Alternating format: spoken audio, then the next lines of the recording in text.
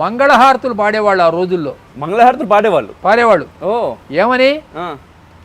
పంచఖండములనేలే పంచమజార్జి ప్రభువుకు మంగళమనరే శుభమంగళమనరే అని మంగళహారతులు ఇచ్చేవాళ్ళు ఆడవాళ్ళు. ఓకే, ఎవరికి ఇచ్చేవారు ఈ హారతులు? ఈ హారతులు అక్కడ పంచమజార్జి చక్రవర్తి బొమ్మ పెట్టి, విక్టోరియా అనే బొమ్మ పెట్టి ఈ మంగళహారతులు ఇస్తుండేవాళ్ళు. ఎందుకంటే ఆయన మన రాజు కదా, రాజు కాబట్టి ఇక రాజు ఎవరైనా కూడా రాజే. ఎవడు రాజు అయితే వాడికి దండం పెట్టాల్సిందే. అంతే. ఆ బానిస దేశపు వాతావరణంలో నేను పుట్టారు.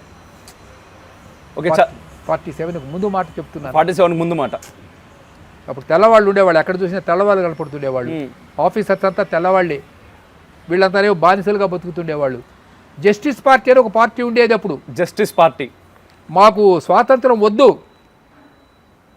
మాకు ఇండిపెండెన్స్ వద్దు అంటే భారతీయులకు సంబంధించినటువంటి పార్టీ అది. ఆ పార్టీ తమిళనాడులో పుట్టింది. ఓకే, అందులో వివి రామస్వామి నాయకర్ అని తమిళనాడు కొంతమంది అప్పటి నుంచి ఉన్నారా గురుగారు ఇట్లా మాకు స్వతంత్రం వద్దు అంటే ఏంటి? మాకు స్వతంత్రం వద్దు, మాకు బ్రిటిష్ వాళ్ళ రాజ్యమే ముద్దు. ఓకే, ఆ పార్టీ పేరు జస్టిస్ పార్టీ. Justice party. ఆ పార్టీ నాయకుడి పేరు E V Ramaswamy Naicker. Okay, is the founder of Dravida Kazhagam.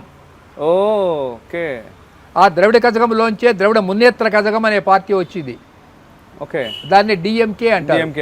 DMK అంటే దొంగ ముండా కొడుకొని ఆ రోజుల్లో చెన్నైలో తిడుతుండేవాడు వాళ్ళని. Okay, DMK.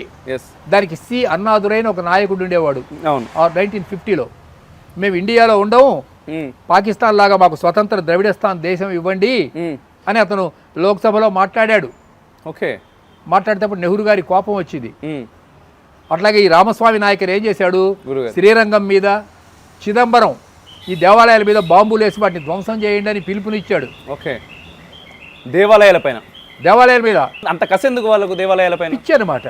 He's a lunatic. అంటే ఎక్కడ మొదలైంది ఆ పిచ్చి వాళ్ళకు? దానికి అది చెప్పాలంటే చాలా టైం పడుతుంది. ఓకే, ఓకే, అదొక పెద్ద టాపిక్.